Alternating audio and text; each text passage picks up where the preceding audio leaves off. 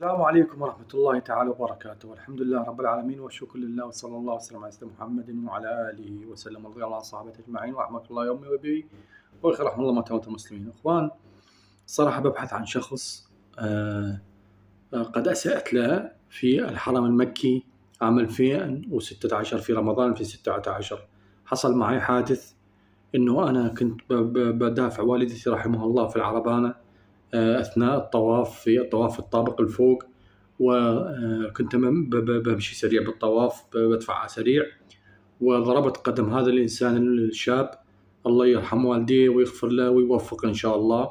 وكان هو مع أخته وزوجته مع واحدة شابة، وضربت قدمه وقدمه تأذت، ممكن طلع من عندها دم.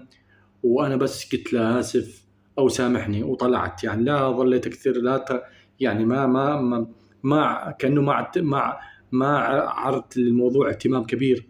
والصراحة أنا بخاف من الدعوات اللي تحدث في الحرم، لأن الدعوات اللي بالحرم بتخوف يا أخواني. وصراحة أنا ببحث عنه من فترة، ويعني بحاول بلقاه، وماكو غير أسوي فيديو وأدور عليه. فأنا يا أخواني ببحث عن شخص قد ضربت بقدمه في رمضان 2016، وأكيد انجرحت رجله، يمكن يعني بتذكر يمكن انجرحت رجله، وكان مع زوجته أو أخته وشاب في رمضان في 16. فيا أخوان اللي يعرف هاي القصة الله يخليكم انشروا الفيديو أدور عليه، لأنه الصراحة أنا بخاف إنه دعا علي.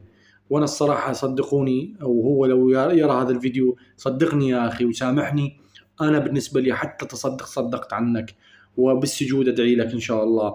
واجعل اللهم هذا الفيديو اللي أنا نشرت الفيديوهات لوجه الله تعالى صدق لك ولأهلك ولي ولأهلنا جميعا، اللهم آمين يا رب العالمين.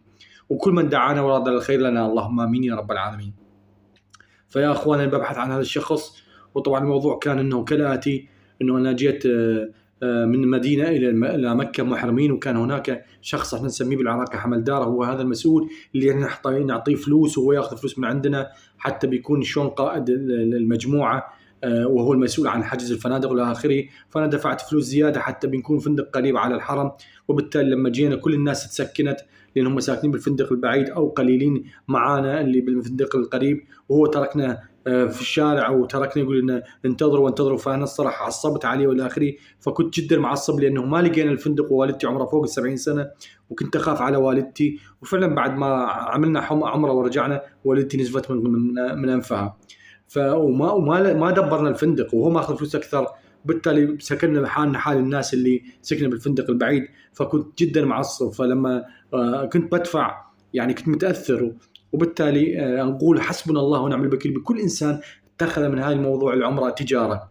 فانا كنت مش يعني كنت معصب، وهذا المسكين ضربت قدمه، وكنت انا للاسف يعني كنت للاسف بقولها انه بمشي بسرعة، وهذا من الاستهتار. أنا يفترض على كيفي مع والدتي، بس أنا كنت بخاف على أمي عمرها فوق 70 سنة، وكان يمكن حرب وإلى آخره، كان حر.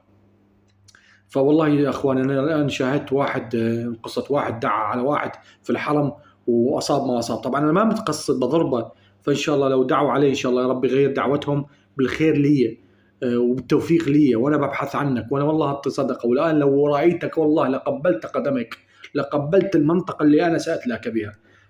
فالقول يا أخواني، القول يا أدور على هذا الشخص يا أخواني.